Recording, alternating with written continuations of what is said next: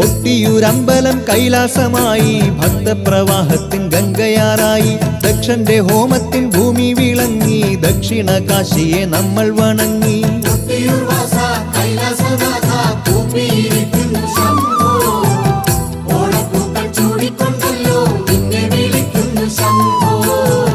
സൃഷ്ടിസ്ഥിതി സംഹാരം ചെയ്യുന്ന മൂർത്തിയല്ലോ,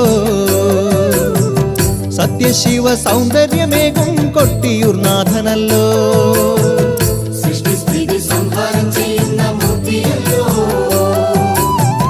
സത്യശിവ സൗന്ദര്യമേകും കൊട്ടിയൂർ നാഥനല്ലോ.